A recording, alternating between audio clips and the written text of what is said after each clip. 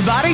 Welcome to a brand new week of Scott Fox After 9. Today is going to be such an easy listen. You picked the right podcast for today, and today I am going to give you a lot of audio that came out this weekend. There was a couple of things that were both long that dominated the headlines. You've got a keynote speech from Alberta Premier Danielle Smith speaking to her party in Alberta. Then you've got, out of nowhere, Pierre Poilievre showing up at Ottawa's annual Parliamentary Press Gallery dinner. He was pretty funny at times. Not all of it, but at times he had some good lines. So what I'm going to do in this pod is I'm just going to give you the good parts. You want to get caught up, but you don't have time to sit and watch a half-hour Danielle Smith speech and a 15-minute Pierre Poilievre stand-up routine. No worries.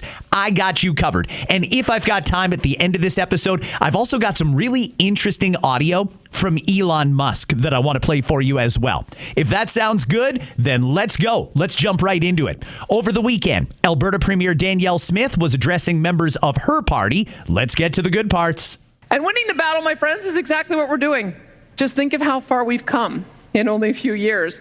When I was chosen by you to be leader of this party, and then afterwards elected premier by Albertans, our province was in the midst of a tumultuous political storm that threatened Alberta's very economic and social fabric. At that time, the federal NDP Liberal coalition government in Ottawa, led by then Prime Minister Justin Trudeau, and his friend, NDP leader Jagmeet Singh. You know, I don't know if Justin Trudeau or Jagmeet Singh should voluntarily ever go to Alberta again. You know, there's a lot of Canadians that don't like either of them or what they did to our country. I think in Alberta, that sentiment reigns the most harsh. People do not like those two, so wow, you can hear it right there. Let's get back to the Premier. They're doing everything they possibly could to choke off and ultimately destroy our province's energy and agricultural sectors. Think about that. Literally the first and second largest parts of our economy were under attack by our very own federal government. They were attempting to take control of multiple areas of provincial jurisdiction: energy, health, education, childcare, you name it. They wanted control over all of it. They even went so far as to impose their net zero power regulations on us that threatened the very integrity of the electricity grid that Albertans rely on to keep our families safe and warm on cold Alberta nights. They placed a production cap on our most valuable strategic asset, the Alberta oil sands, and along with it, an effective moratorium on the pipelines and oil tankers needed to take that oil to markets around the world. It seemed as though the entire world was against us. Those were indeed dark, dark times.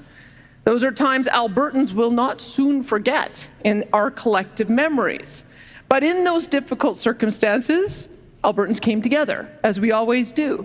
Together, we raised our voices and worked relentlessly to fight and to find a way to overcome this threat. Listening to that, I wonder if that helps some people understand why the folks in Alberta are so upset, why there's a sovereignty movement in Alberta. If you don't follow Alberta politics, everything that Premier Smith said there was true. There was a full-blown assault on all of the things that Albertans think make Alberta great. And the federal government tried to control all of them. Everything the Premier said there was absolutely true. And that kind of brings us to where we're at now. Alberta, with the prospect of sovereignty on the table, trying to work out a deal with Ottawa to undo some of what has been done and create a clear path forward for Alberta to thrive on its own, to be the engine of Canada's economy. I wonder if the federal government is going to do it or if they're going to pull the rug out from underneath Alberta once again.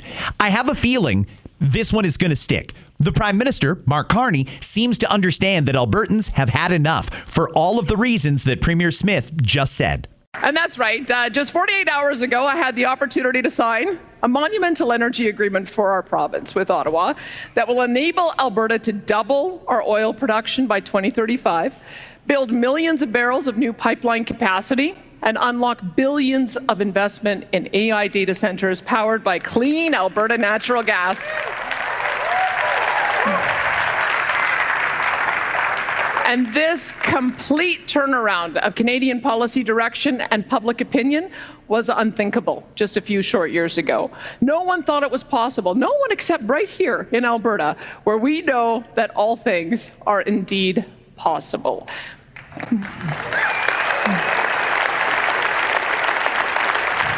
Now, Alberta is winning, and we will continue to win this battle for our freedom and provincial rights because we are on the right side of history, and Albertans will not be denied our right to a prosperous future. Now, I know full well that so many of you here today have been justifiably, like me, frustrated and angry with Ottawa. I get it. I get it. Trust me, I get it. I hear you. We have been abused and taken for granted repeatedly over the past decades. But my friends, let's not throw in the towel and give up on our country just as the battle has turned in our favor and victory is in sight. It is. Some boos coming there from the crowd because it's not unanimous in Alberta. The damage may be done. There's enough Albertans that have had enough of Ottawa abusing their province that they've said, we want out. We want to go it alone, or they want to join the states. And I don't know what the clear path forward is for the sovereignty movement in Alberta. Is it an independent Alberta, or is it becoming the 51st state? I'm really not sure, but as you can see, or you just heard, it's not unanimous in Alberta. Premier Smith seems to be a bit of a federalist now. She seems to want Alberta to remain part of Canada. And I think that's good. I think that's something that all Canadians should want. But is the damage done now? The deal that Premier Smith signed for Alberta just last week with the Prime Minister, it does address a lot of Alberta's concerns, but not all of them. And I'm wondering, would it have been the smarter play for Danielle Smith and Mark Carney to hash it out just a little bit more and go back to Alberta and say, Ottawa is getting out of your way. You've got the resources. You go ahead and develop them. We will no longer stand in your way. Ottawa's still standing in the way in a big way. Ottawa is still not saying we're building a pipeline. Even Alberta's not saying we're building that pipeline to the northwest coast of British Columbia. And I think that's what a lot of people wanted to hear. That's part of the reason that I was so critical of the deal that Danielle Smith and Mark Carney signed last week, because it doesn't go as far as I think it needed to quell the separatist movement within Alberta. All we need is a government in Ottawa to get out of the way and let us turn Canada into a thriving energy superpower with Alberta leading the way.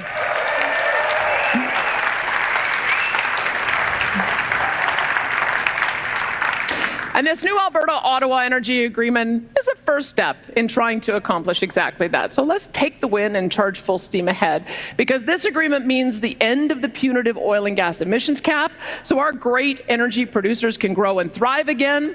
This agreement, yes. This agreement means the immediate suspension of the federal net zero power regulations in Alberta, which will stabilize our power grid. Yep. Throw open the doors for massive investments into AI data centers. And this agreement includes a clear path to the construction of a 1 million barrel per day bitumen pipeline to Asian markets so that our province and our country are no longer dependent on just one customer to buy our most valuable resource. If the deal that Danielle Smith signed with Mark Carney was that good for Alberta, do you think Premier Smith would have to try this hard to sell it to the people of Alberta? And I'm wondering, what about the elephant in the room? Part of the reason that a lot of folks don't like the deal that was signed last week between Alberta and the federal government is because of the environmental regulations. There's a lot of restrictions in there. There's an increased carbon tax in there, and a carbon tax is something that I personally will never get behind. And that's part of the reason that I'm critical of Premier Smith's negotiating ability here with the Prime Minister. She's saying now, well, it's a good first step. And that's also what Mark Carney says. I don't know if people wanted a first step or if they just wanted to see something get done. Something might get done, but it's going to be tied to a whole bunch of environmental regulations. And frankly, I don't know that Alberta needed to agree to those things. Let's hear more from the Premier. This agreement also allows for needed exemptions to the oil tanker ban, an overhaul of the No New Pipeline Law, C-69, and ensuring our energy companies are able to advertise their environmental leadership and efforts without fear of penalty. And this agreement also means that Alberta can show the entire world that the solution to our environmental challenges does not entail capping productivity and growth in the oil and gas development. Rather, it is to leverage the profitability of a strong oil and gas sector to invest in the very technologies that will solve the environmental challenges that we face. Now, my friends, I am under no illusions. Okay, before we find out what illusions she is not under, let's just do a little recap here. Premier Smith leaning into the environmental side. That was something that Prime Minister Carney insisted on. And environmentalists are saying this is terrible news. So I really don't know who came out on top here, but it seems like Alberta's energy sector is being hamstrung by a lot of regulations that they necessarily didn't need to agree to, which makes me, again, a little bit concerned about why they did. Premier Smith points out the path is clear for things like repealing or a carve-out of the tanker ban and things like that. These are tankers going into the BC harbor to take the oil and gas from a pipeline over to Asian markets. If Ottawa really was getting out of Alberta's way, like Albertans want, wouldn't they just repeal those laws? Why does there have to be so many conditions and restrictions and tell us for sure that you're building the pipeline and then we'll get rid of it and repeal it or give you the carve out? I don't understand why we still have those laws in place. It went from repeal the 9 bad laws to if you can meet all these conditions and you can finally make progress on doing a pipeline, then we'll talk about repealing some of the policies from the Trudeau era that made it so hard for Alberta to get their product out to market. Again, I'm really not sure that we made a whole lot of progress, but let's check in with the Premier here. This agreement is just the first step in this journey. There is much hard work ahead of us, and the federal government must earn back the trust of Albertans as we move through the next stages of this process. And again, why did you agree to it? Alberta held all the cards here, all of them, because the federal government was either going to get out of Alberta's way and let Alberta do what Alberta wants to do, or Alberta was going to have the prospect of sovereignty. Now, I would think that that's a worst case scenario for Danielle Smith and for Mark Carney. Then why didn't they just give Alberta what Danielle Smith said Albertans wanted? It still doesn't make sense to me. Here's more of the Premier. Alberta has had a history of healthy levels of primarily economic immigrants able to easily integrate into Alberta's economy and culture. But that was upended by the last 10 years of what was effectively an open borders policy by Ottawa. And Albertans of all ages, ethnicities, and immigration history have had quite enough. We need an immigration policy that puts Albertans first. And that is why our government will be taking primary control over our immigration system in the coming months and years ahead. Using our constitutionally protected provincial rights, Alberta will return to a more stable number of primarily economic migrants so that newcomers come here to work and contribute as they have historically done, while Canadian citizens living in Alberta are given first priority to the jobs and the opportunities our economy creates. I think by and large, that's something that people in every province would like to have here in Canada. But Alberta controlling their own immigration. Immigration is a federal issue. This seems like a bit of a divergence from the current practice. And that's okay. Should provinces have a say in who comes to their province? What if somebody comes to Ontario and then decides to move to Alberta? Will Alberta still have some say there, or is this just people coming from international areas? I'm really not sure. I need to hear more from the Premier. But again, I think this is good. It's just after we just got a deal done with Ottawa federally, for the province to say, and we're going to take back immigration, and we're going to change the criminal code a little bit. That's coming up in just a sec. I'm not quite sure what's going on here. We will restore the proper balance and ensure that our immigration system becomes a strength to our province again. And although right-sizing Alberta's growth rate is critical, our province cannot afford to delay on making the investments in education and health and other infrastructure needed to catch up with the growth that's already occurred. That's why our government is investing $8.6 billion to open up thousands of new school spaces across the province over the coming years. That's why we will be hiring 3,000 new teachers over the next 3 years, along with at least 1,500 more education assistants. And importantly, we are going to tackle head-on the issue of complexity in our classrooms. We cannot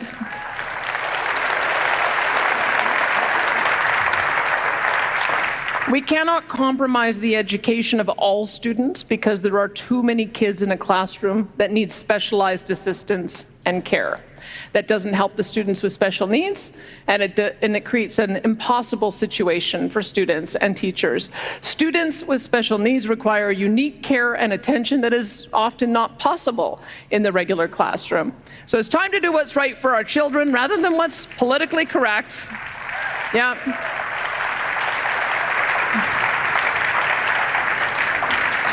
And this is why our government, led by one of our best and most effective ministers, Dimitrios Nikolaides,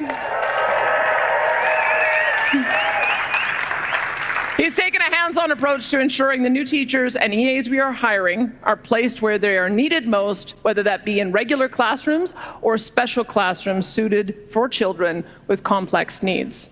Well, that's an interesting one. I'm very curious to see where the Premier is going with this and what the details on that are going to be.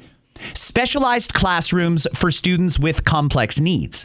See, right now, it's a full integration. There's no daylight between a kid who does not have special needs and a kid who does. And sometimes, many parents have noticed that classrooms can get disrupted very, very easily. A sudden outburst, and they've got to clear the classroom while somebody is freaking out. Or somebody has specialized health needs that often distract kids from the regular learning lessons. Do we keep it the way it is? In Ontario, for example, which is where I come to you from every single day. In Ontario, there's full integration. It sounds like Alberta is going to go back to more of a segregation type setup. Is that good for the students with special needs? I assume most people, if I had to guess, would be okay with that, and it will probably have they'll assume it'll have a better impact, I guess, on kids that don't have special needs. Will it be good for the kids that do have special needs to be segregated and put into special classrooms? That's a real delicate issue that I'd like to hear more from experts on, and I really want to talk about that and get the balance right, because I don't want anyone to feel excluded, but I also don't want to hold back kids who may be on a trajectory of learning that can't be slowed down or shouldn't be slowed down by violent outbursts and special medical needs and so on and so forth. Real tricky issue. I don't have a fully formed thought on this one other than I really hope they get the balance right, and I hope that we're serving all students and families equally and appropriately. Here's more from the Premier. And just as we are taking action to strengthen and protect our education system, our government is accelerating desperately needed healthcare reforms. For far too long, politicians across the country have neglected the growing crisis in our provincial public health systems. Canada's healthcare systems, quite frankly, are broken. They are administered by bloated and bureaucratic monstrosities that are often concerned more with centralizing power and control and money rather than with empowering frontline staff and healing patients. Our country has one of the most ineffective health systems in the industrial world. It is a national embarrassment with tragic and life-shortening consequences. We have well-trained and compassionate doctors, nurses, and other frontline staff, but we are having a terrible time keeping them in Canada due to subpar working conditions, rationed operating room time, and better opportunities in other nations. And no matter how much money this country and its provinces spend, the results have not materially improved. In fact, it has been deteriorating in every single province, whether governed by Liberals or New Democrats or Conservatives. And this is why our UCP government decided 3 years ago that we would not stand by any longer and throw billions more tax dollars into the black hole of AHS bureaucracy. Hey, I think everything the Premier is saying here on this healthcare topic is going to resonate very well with you listening right now and with the vast majority of Canadians. This is something that I've been advocating for a long time. We need to reform our healthcare system. It doesn't matter how many more billions and billions and billions of dollars we throw at it because the money is focused in the wrong spot, and it doesn't matter about the money because the outcomes are the same. People are dying. 22,000 people died in Canada last year on a wait list for a medical procedure. Think about that. This so-called greatest healthcare system in the world is dysfunctional and it doesn't work. Does anyone have a solution? Well, Premier Smith has one. This is what Alberta's going to do. Much more needs to be done. And with the transfer of authority over the administration of our healthcare system from AHS to 4 targeted health agencies overseen directly by a dedicated and accountable government ministry, Alberta is now well positioned to accelerate desperately needed health reforms even further. We are well down the path of implementing the world-renowned Alberta recovery model for addiction. Will soon commence operations on the compassionate intervention program that will mandate treatment in secure facilities for addicts who are a danger to themselves and others. The Alberta model has already saved thousands, and compassionate intervention will save thousands more. The Ministry of Assisted Living and Social Services leading a new effort to transfer hundreds of non-acute patients out of the hospital. These are primarily seniors and homeless individuals who've been left to live their lives in a hospital bed. And we are moving them into accommodations far better suited to their care and quality of life. This will not only result in improved care, but it will also free up hundreds of acute hospital beds for the Albertans who need them. We are also taking bold action by empowering Albertans to access private diagnostic testing and screening services as they so choose. No longer will Albertans require a doctor to give them permission to access private preventative tests or screening. We want you, yes, we want you and your employers to invest directly in your own preventative health. And if that testing turns up a serious condition that needs treatment, the government will reimburse you for that cost because it likely means that your needed treatment will be less complicated and less costly for taxpayers because it was caught early. Obviously, all referrals from your doctor for testing and screening will remain fully paid for by your Alberta health insurance.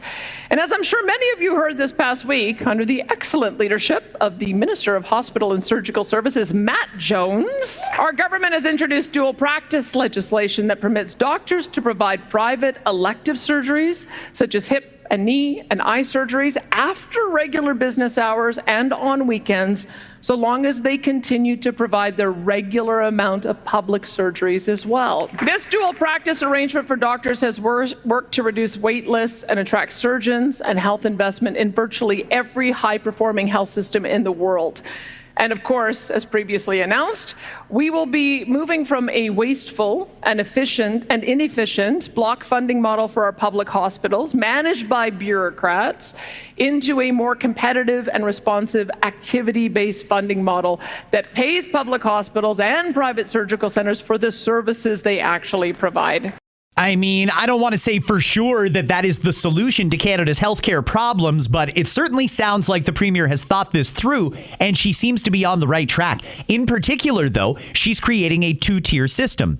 There's going to be a public system, like there always is, and a private system. After hours, on weekends, if you pay your doctor, or actually, I guess the doctor would get paid to do it electively. I don't know how it's going to work. The doctor could do other procedures for you on an elective basis, like knees and hips and stuff. I wonder if that's going to make a difference. I have to think that 4-point plan is certainly going to free up beds. I would think it's going to be appealing to doctors because there would be the ability to make more money. Same with nurses. But it's also going to come with more work. And I'm wondering how that's going to go over with the medical establishment. Interesting stuff. I mean, you just heard the Premier lay out the plan. Think about it. How do you feel about that? And is that the way forward? No matter what, I think we can all agree that what we're doing now is not working. Throwing billions more at a system that doesn't work is probably just wasting money and not going to improve outcomes for patients. Interesting stuff there from Alberta Premier Danielle Smith. Now, there was one more area that I want to cover. We've done education, we've done immigration, we've done the deal that got done with Ottawa, and I'm trying to just give you the good parts here, a concise version of what the Premier said in her keynote speech on the weekend. And speaking of moving away from socialist NDP policies, let's talk about freedom and justice. We all know that woke ideological policies such as the safe supply of drugs or soft on crime bail and sentencing rules, state-sponsored social engineering of children, and institutionalized censorship of speech are just a few examples of terrible NDP policies that have needlessly destroyed the lives of thousands in communities all across Canada. Albertans have had quite enough of watching this train wreck of left-wing ideas in action, and our government has stood firmly against these dangerous and destructive policies when few other governments in the Western world would. Although I'm pleased to say that is changing a little bit more and more each day.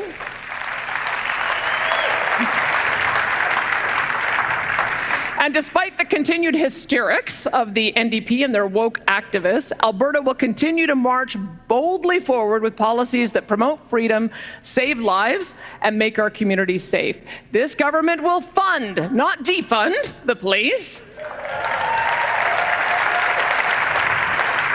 We will seek justice for victims, not excuses for the guilty. We will replace enabling continued drug use for the addicted with providing treatment and a means to recovery. We will lift up and support those struggling with mental health rather than giving them the means to end their lives because of it.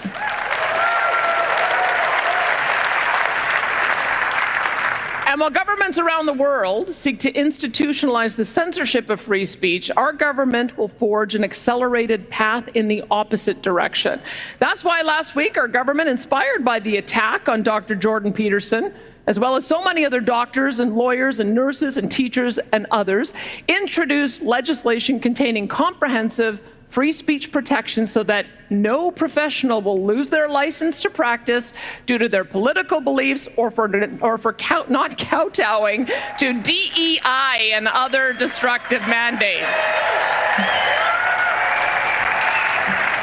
By and large, I think, again, that's going to be very, very popular to this audience.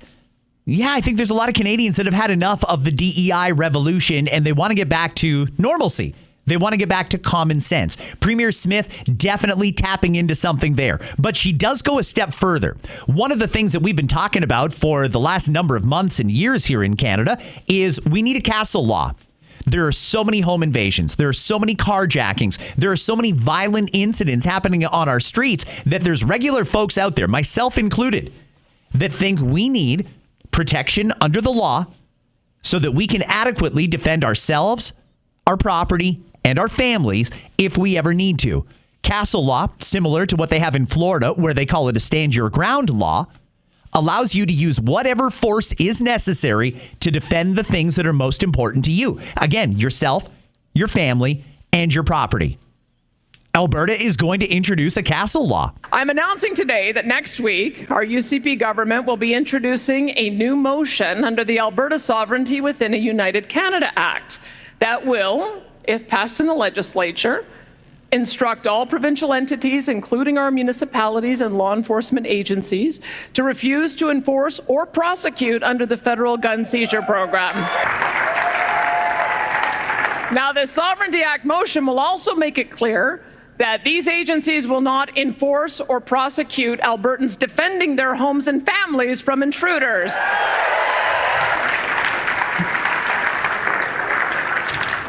I got a little tip for low-life criminals out there. If you don't want to get shot, don't break into someone's house.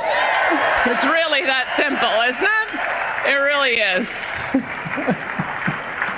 We want our great men and women in law enforcement and our justice system to spend their precious time and effort going after criminals, not farmers, not ranchers or sport shooters, nor Albertans defending their families and their homes. Imagine that, right?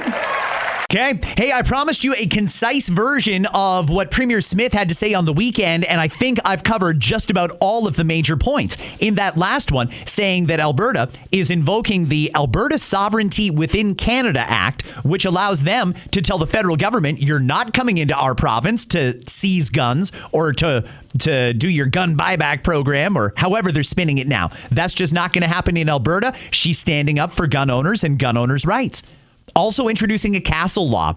Now, the devil's going to be in the details on that one. I'm not exactly sure what that's going to entail, but I'm very, very curious. How much force are people allowed to use? Danielle Smith used the example, if you're a criminal and you don't want to get shot, don't break into someone's home.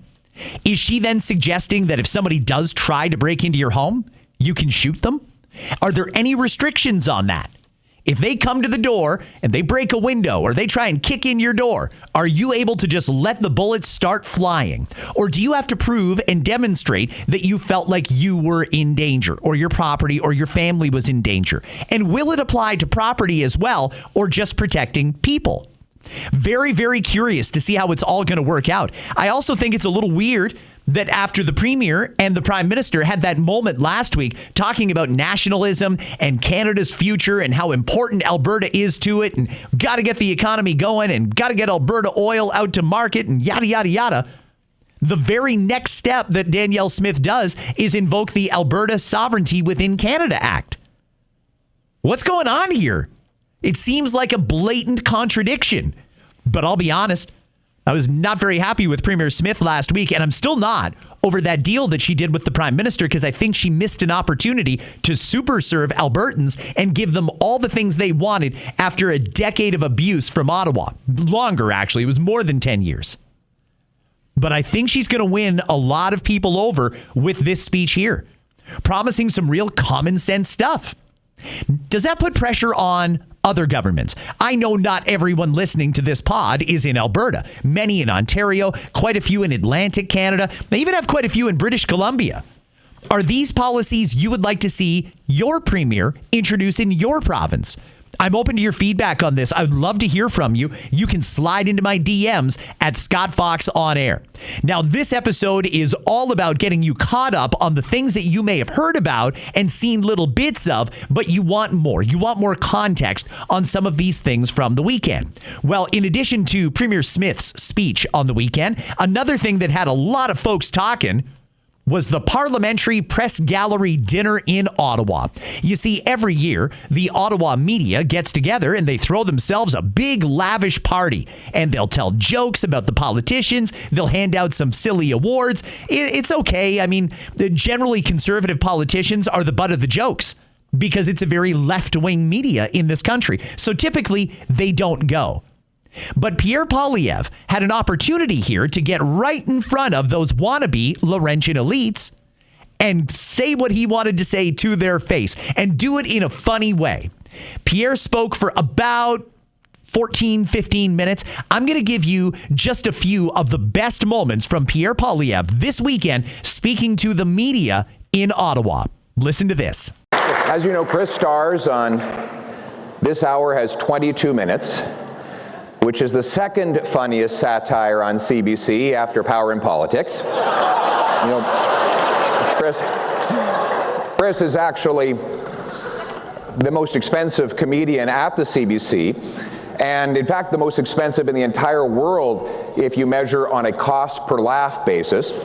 Now, just to be clear, to all the CBC staff who are gathered here today, don't believe what you hear. And by the way, when I speak of CBC staff, I'm not just talking about the PMO comm shop. I'm talking about all of you. I never said I was going to shut down the CBC. I said I was going to defund it, which means that we can find some creative funding methods to keep it going. Like maybe they could move their head office to a Caribbean tax haven so that Brookfield could pay for it.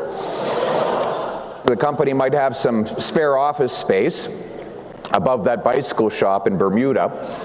Or another revenue source would be for David Cochrane to start charging for the water he carries for the Liberal Party.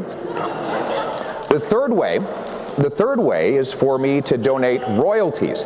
And I'm announcing that I will do that today. Royalties for all those who copy me, imitate me, or steal my ideas. I think Mark Carney is here today. Little bit of the opening there from Pierre Poilievre. This was following a little sketch he did. The person who impersonates Pierre Poilievre on This Hour Has 22 Minutes came out as Pierre, and then Pierre came out and confronted him. They both put on some aviators. They took a bite out of an apple. Ha, it was great. How about that? Pierre Poilievre saying a lot of things that conservatives have been thinking for a long time. Defund the damn CBC. Saying it right to them. Naming names. David Cochrane, Power in Politics. Man, that show is just atrocious. It is like an infomercial for the Liberal Party and just takes constant drive-by smears at conservative politicians. How great is that Pierre Poilievre called them out to their face?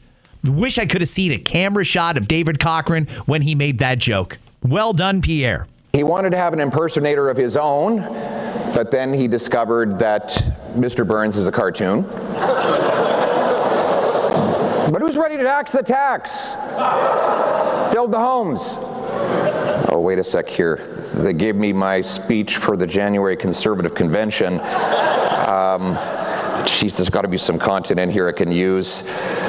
Down with the out-of-touch elites. Oh, wrong crowd. I know. No more greasy lobbyists. Oh, that's not going to work either. Fire the overpaid consultants. Oh, I see Regan Watts is here tonight, so that's not going to work. All right. I guess we're going to have to settle for some more boring three-word verb-to-noun slogans like eat the food, drink the booze, fake the laughs. But it wasn't just the slogans that people criticized about my last campaign. Look, and fair enough, we made some great gains. We added 25 seats, 2.5 million votes, but we need to get over the top, and that means making some adjustments, some changes, and that means I have to look inward into what changes I have to make. And I've been told since the election that I need to gain those extra few percentage points by being more lovable and human. So naturally, I've commissioned a poll on how to do that, and the preliminary results are in. Option A, I can get a dog, or option B, and I'm quoting the pollster here, I can find more meaningful ways to connect with people on a personal level and make emotional connections with Canadians. So I immediately called the pollster and said, "What kind of dog?"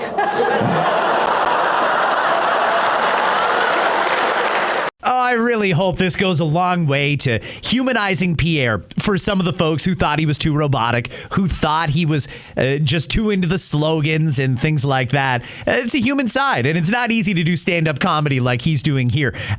Close to stand-up comedy. I mean, this isn't the best that anybody's ever seen by any means, but he did have some good lines, and I'm trying to make this podcast a good summary of all the things that you might not have seen from this weekend. So let's jump back into it. Here is more of Pierre Poilievre speaking at the Ottawa Press Gallery dinner on the weekend. Caucus management. I think that Stephen Guilbeault would actually agree that this is very important. I hear that the NDP actually rejected having Guilbeault join their caucus. What an ego blow.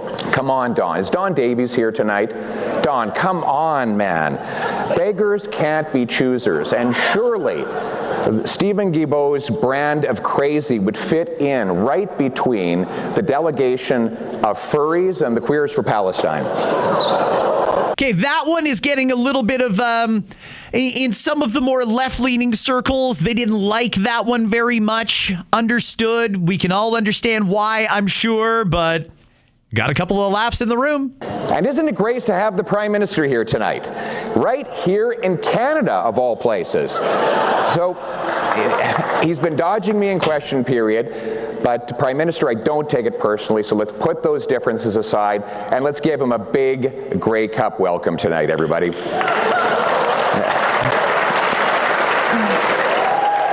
Well, that was a little bit more kind and gentle than in Winnipeg, where he got more booze than Elizabeth Bay's liquor cabinet. Now, before I take my seat and grimace my way through the rest of the evening, let me say I can't wait to be Prime Minister so that I never have to come back to this godforsaken event. as you know, I've banned all of my MPs from coming to this event.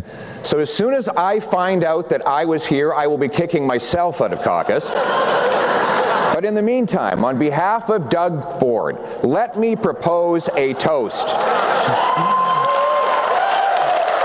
the Parliamentary Press Gallery. Without you, anonymous sources would have to get a real job. So, everybody, please raise a glass to the Parliamentary Press Gallery. How's that for a change in tone? Thank you very much, everybody. All right, some good stuff there from Pierre Poilievre. By the way, you couldn't see it. Pierre was holding up a bottle of Crown Royal when he toasted the Parliamentary Press Gallery there. A little shot, subtle one, friendly fire at Premier Doug Ford in Ontario. That was great that the leader of the opposition did that. It's not an easy thing to do, and I don't know that many people would have, given the treatment that Pierre gets from the mainstream media in Ottawa, but job well done. I've got a little bit of time left, and I'm glad I do, because I really wanted to throw in a little more audio for you in this episode. Again, this one just to catch up from the weekend. Jason Cohen is a Washington-based journalist and podcaster, and he sat down this weekend for an interview with Elon Musk. Some really interesting stuff came out of this. Give this a listen. This is, first off, Elon Musk talking about what he learned from going through the DOGE process. DOGE, the Department of Government Efficiency. Elon got run out of Washington, and people tried to cancel him and cancel his businesses because he tried to save the taxpayers' money. Well, let's hear a little bit from Elon about the kind of things that he did for the taxpayers. Listen to this. What did DOGE teach you, if you learned one thing? Well, it was like a very interesting side quest, because I just got to see like a lot of the inner workings of the government.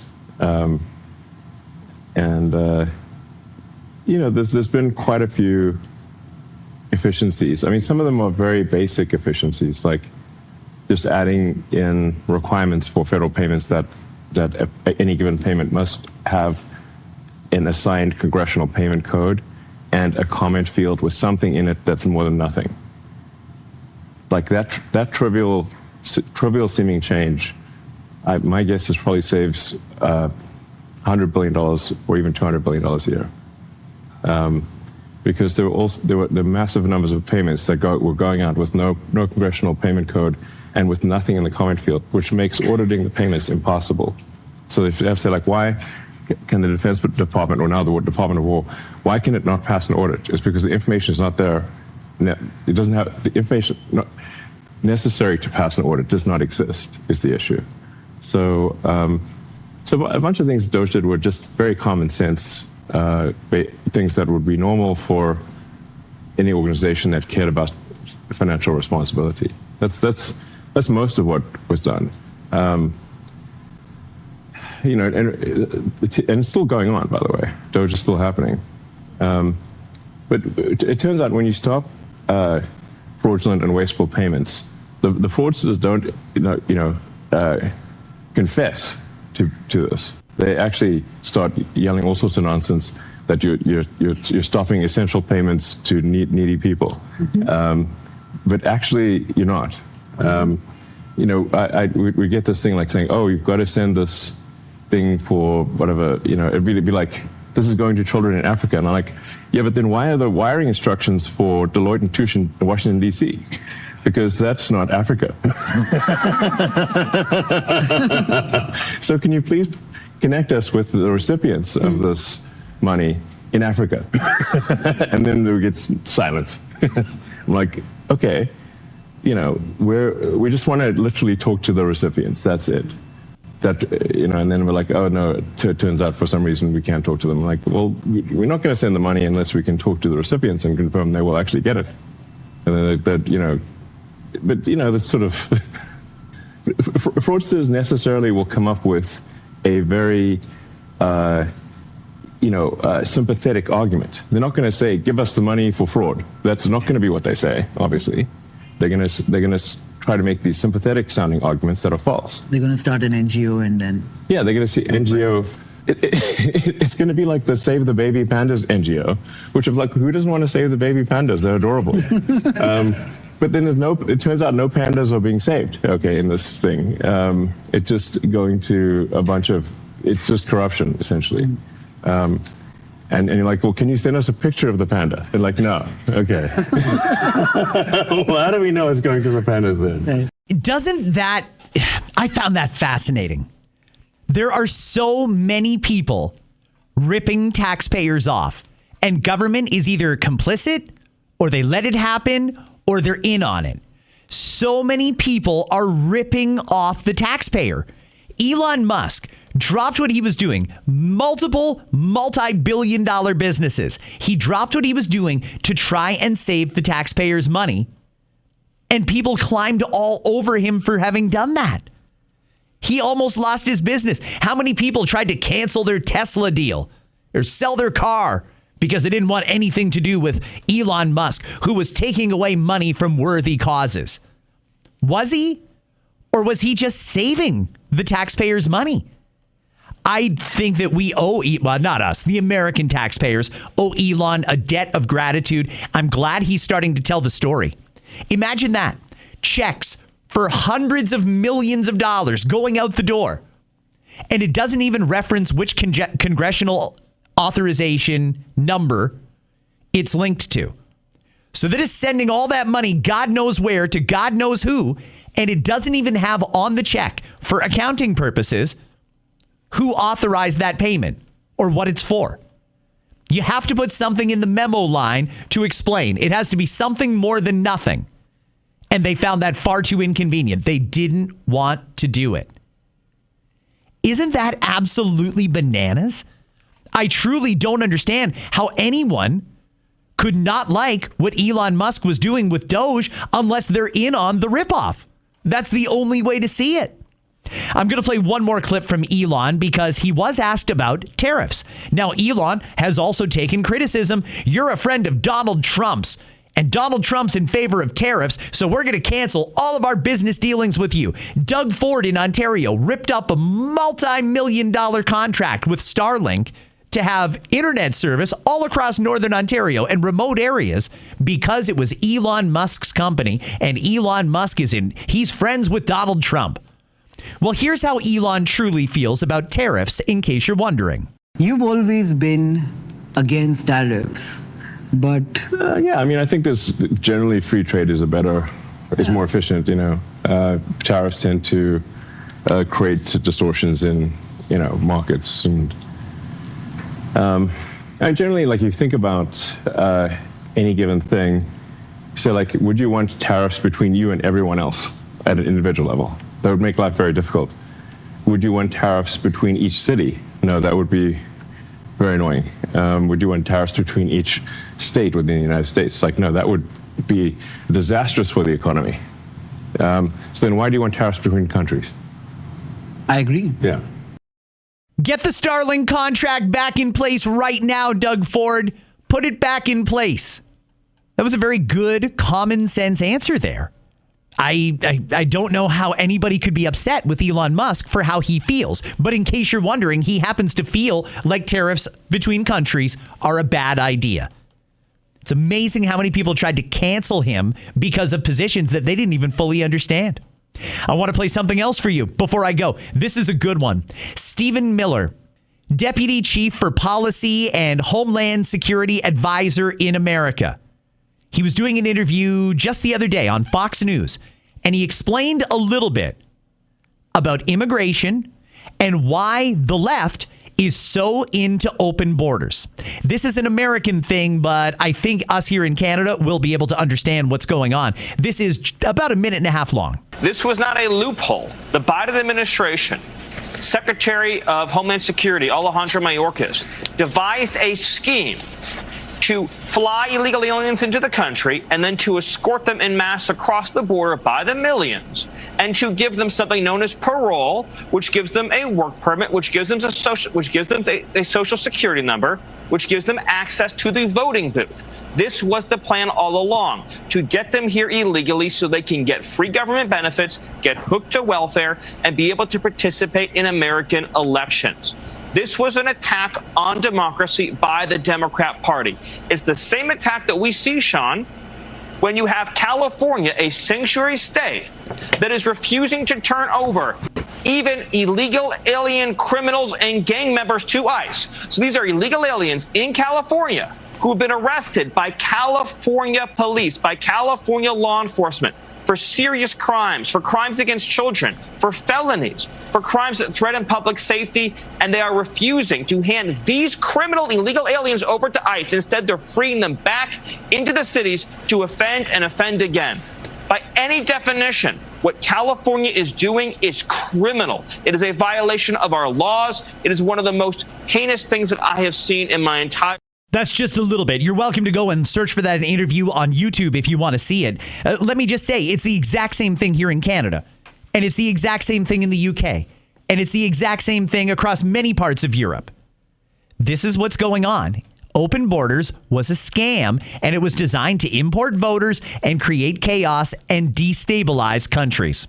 Okay, before I go, there's one more thing I got to play. Tomorrow is a big day. Tomorrow is. Because tomorrow, the Diddy documentary by 50 Cent officially hits Netflix. I believe it's called Diddy The Reckoning. Now, Sean Diddy Combs has been doing whatever it was he was doing for a very long time. Somebody who's been on to him for a while is 50 Cent. 50 Cent has been saying for ages, he's going to put out a documentary and he's going to tell you the whole story of what Diddy was up to. Well, tomorrow is the big day. Here is just a little bit of 50 Cent on Good Morning America, talking about the docuseries that hits Netflix tomorrow. 30 seconds. Listen to this. People know about this long-standing feud that you've had with Sean Combs. GMA Monday morning. So what brought you to this project? 50 Cent on his highly anticipated new docuseries, Sean Combs, The Reckoning. How did you go about getting the footage? The Robin Roberts exclusive. If Sean Combs watches this, what do you think he's going to feel? Monday morning, the interview and never-before-seen video of Sean Combs. First only on Good Morning America. American promo producers are so good. I'm pumped up for this one, everybody, and I hope you are too. We are getting closer and closer to exposing some of the horrible things that got done to people and righting a wrong. It might be too late for Sean Combs. He's going to serve out this sentence, and I don't think they're going to be able to go after him again and truly punish him for the full extent of what many believe he did. But he's connected to others, and they may all come down as well. Good luck tomorrow, 50 Cent, when that docuseries hits Netflix. And I'm going to check out that Good Morning America interview right now, because that wraps it up for this episode of Scott Fox After 9. I hope this one was good for you. It was good for me. Real nice to get caught up in a nice, succinct way. All the different things that I heard about over the weekend, and I saw a little bit on social media, but I wanted just the good parts. That's what I aim to do in this episode, and I will have another brand new one coming your way tomorrow. If you haven't already, hit that subscribe button, and thank you for listening. I'll see you in about 24 hours, and I'll leave you with the sounds of Pat James and the whole truth. Hey now.